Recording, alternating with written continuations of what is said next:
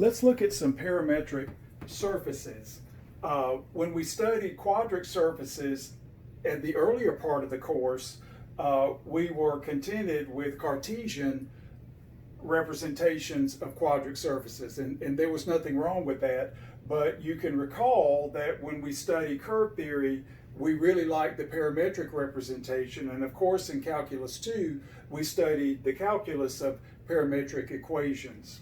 And so what we want to be able to do is take some of our more popular quadric surfaces and write them parametrically. And so this actually turns out to be very useful when we're considering surface integrals and Gauss's theorem and Stokes' theorem. So for instance, here's an example that you'll see in your homework. We have a cylinder, 4x squared plus y squared equals 16. And of course, z is free. And so this would be a cylinder that is oriented relative to the z-axis.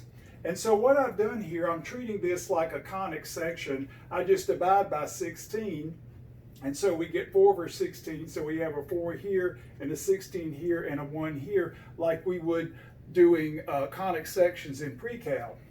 And then of course we write it as a squared term. So I have x over 2 squared plus y over 4 squared. And I note here that z is free. And when we write our parametric representation, in our text we use u's and v's. That's arbitrary, but that's what we use, and so we will stick with that. And so since z is free, we will set z equal to v, which is a parameter. And now, using some trigonometry and this form here, we're going to let x be 2 cosine u, and we're going to let y be 4 sine u. That is to absorb the 2 and the 4, and then upon squaring have the 1 from the fundamental theorem of trigonometry. And of course, we will let u run from 0 to 2 pi. And so this will give us a parametric representation of the cylinder. And so the first coordinate would be 2 cosine u, the second coordinate 4 sine u, and the third coordinate v. Now these are not unique, but what we try to do is stick to some conventions so that when we need these parametric representations, we stay consistent. Now, I wanted to give one more example, which we will often use, would be the parametric representation of a sphere of radius a that's centered at the origin. So if we had x squared plus y squared plus z squared equal a squared, that'd be the standard Cartesian representation. Now what we're going to do is appeal to our spherical coordinates and just use those. Now what I'm going to do here is I'm going to replace the theta from the spherical coordinates with the parameter v, and I'm going to replace the phi in the spherical coordinates with the parameter u.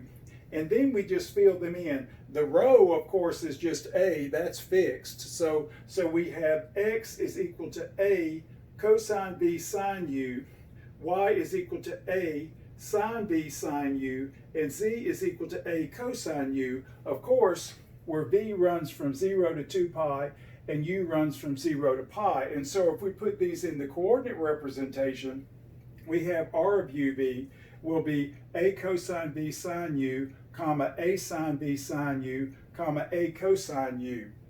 So when you look at these representations, they serve to represent the surface in a more mathematically friendly way. And you'll see more of this as we do some computations. But for now, if we actually did the cross product of the partial of r with respect to u and the partial of r with respect to v and took its norm, we would get this, a squared sine u. That's a very, very useful computation that we will make use of in the future. So we would like to remember this, and this is not difficult to actually derive. You just take the partial derivatives and then you take the cross product. So this is a very standard computation in Calculus 3, and we are done.